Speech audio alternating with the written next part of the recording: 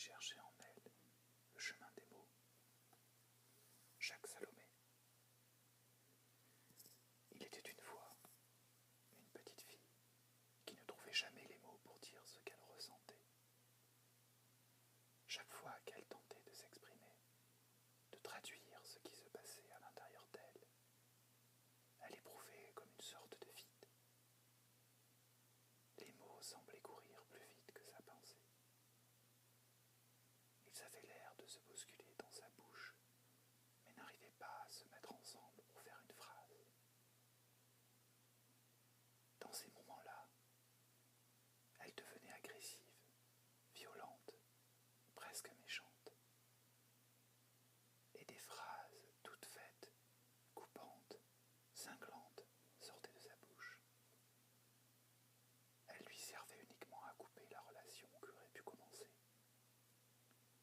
De toute façon, tu ne peux pas me comprendre. Ça sert à rien de dire. C'est des bêtises de croire qu'il faut tout dire. D'autres fois, elle préférait s'enfermer dans le silence, avec ce sentiment douloureux que de toute façon, personne ne pouvait savoir ce qu'elle ressentait, qu'elle n'y arriverait jamais, que les mots ne sont que des mots. Mais tout au fond d'elle-même, elle était malheureuse, désespérée, vivant une véritable torture à chaque tentative de partage.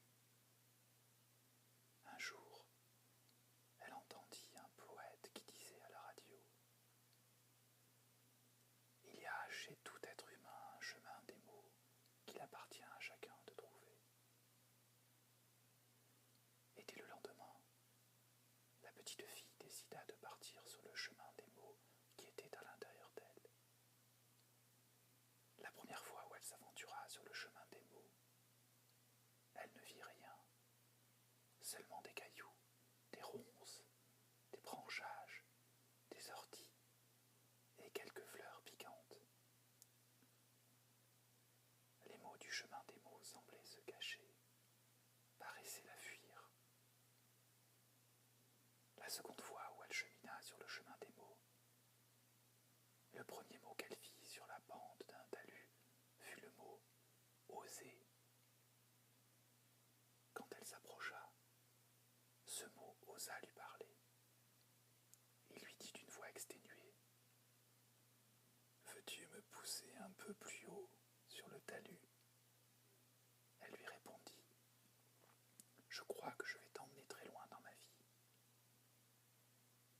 Une autre fois, elle découvrit que les mots étaient comme des signes sur le bord du chemin et que chacun avait une forme et un sens particulier. Le deuxième mot qu'elle rencontra fut le mot « vie ». Elle le ramassa, le mit contre son oreille.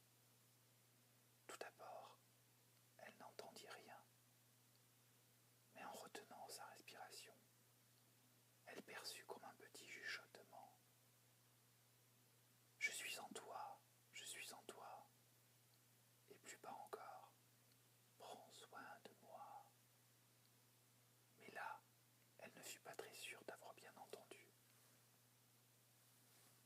Un peu plus loin sur le chemin des mots, elle trouva un petit mot tout seul, recroquevillé sur lui-même, tout frileux, comme s'il avait froid.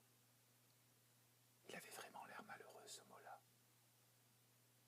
Elle le ramassa, le réchauffa un peu, l'approcha de son cœur et entendit un grand silence.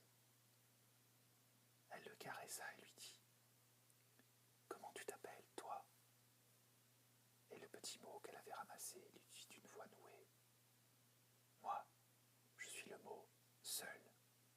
Je suis vraiment tout seul. Je suis perdu. Personne ne s'intéresse à moi, ni ne s'occupe de moi. » Elle serra le petit mot contre elle, l'embrassa doucement et poursuivit sa route. Près d'un fossé sur le chemin des mots, elle vit un mot à genoux, les bras tendus. Elle s'arrêta, le regarda, et c'est le mot qui s'adressa à elle.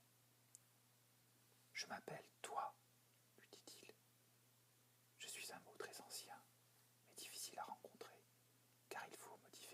sans arrêt des autres. La petite fille le prie en disant « J'ai envie de t'adopter. Toi, tu seras un bon compagnon pour moi. » Sur le chemin des mots, elle rencontra d'autres mots qu'elle laissa à leur place. Elle chercha un mot tout joyeux, tout vivant, un mot qui puisse scintiller dans la nuit de ses errances et de ses silences. Elle le trouva au creux d'une petite clairière. Il était allongé de tout son long, paraissant détendu, les yeux grands ouverts. Il avait l'air d'un mot tout à fait heureux d'être là. Elle s'approcha de lui sourit et dit « C'est vraiment toi que je cherchais. Je suis ravie de t'avoir trouvé. Veux-tu venir avec moi ?» Il répondit « Bien sûr, moi aussi je t'attendais. » Ce mot qu'elle avait trouvé était le mot « vivra ». Quand elle rassembla tous les mots qu'elle avait recueillis sur le chemin des mots, elle découvrit avec stupéfaction qui pouvait faire la phrase suivante.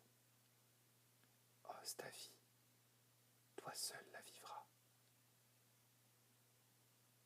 Elle répéta plus lentement. « Ose ta vie, toi seul la vivras. »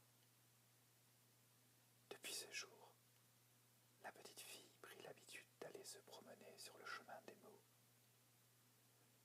Elle fit ainsi des découvertes étonnantes, et ceux qui la connaissaient furent très surpris d'entendre tout ce que cette petite fille avait à l'intérieur d'elle.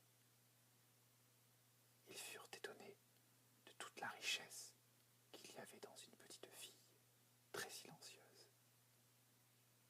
Ainsi se termine le conte de la petite fille qui ne trouvait jamais les mots pour se dire. Conte à guérir, conte à grandir, de Jacques Salomon.